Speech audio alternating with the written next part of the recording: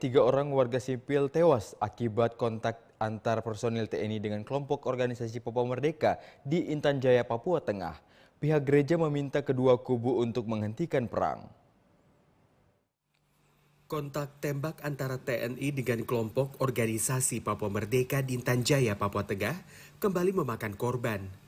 Dalam kontak tembak yang berlangsung di kampung Yoparu, distrik Sugapa, Intan Jaya, menyebabkan 5 orang mengalami luka tembak.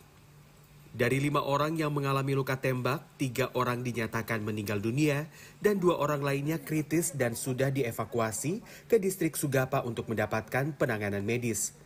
Akibat kontak tembak yang terjadi, ratusan masyarakat dari 3 kampung, yakni Kampung Yoparu, Kampung Bulupa, mengungsi pasca kontak tembak yang terjadi. Tim kemanusiaan terdiri dari pemerintah daerah bersama pihak gereja langsung turun ke Kampung Yoparu dan mengajak warga setempat untuk mengungsi ke gereja Katolik di Kampung Gulung Gamba.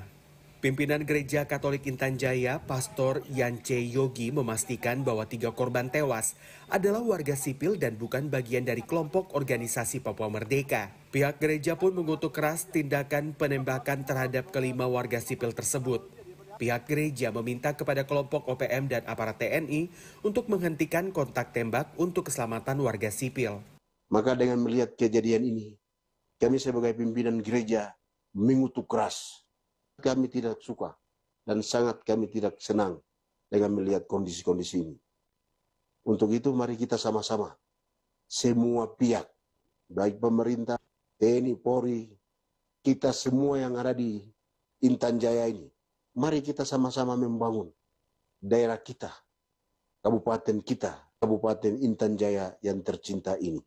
Sementara itu, Pangdam 17 Cendrawasih Mayor Jenderal TNI Rudi Purwito memastikan bahwa kelima warga yang ditembak merupakan anggota atau simpatisan kelompok organisasi Papua Merdeka. Pangdam menyebut kelompok OPM yang tewas ditembak biasanya menggunakan warga sipil sebagai tameng. Untuk itu Pangdam memastikan bahwa kelima korban yang ditembak adalah bagian dari kelompok OPM. Koop Apima melaksanakan penindakan secara terukur, melaksanakan penindakan terhadap kelompok-kelompok yang menamakan diri TPN OPM, TPNPB OPM. Apabila mungkin sebagian orang menilai bahwa itu bukan OPM, paling tidak pasti simpatisan OPM. Karena segala sesuatunya, pelaksanaan operasi itu pasti ada suatu yang diawali dari operasi intelijen, baru dilaksanakan operasi tempur. Jadi data itu pasti akurat.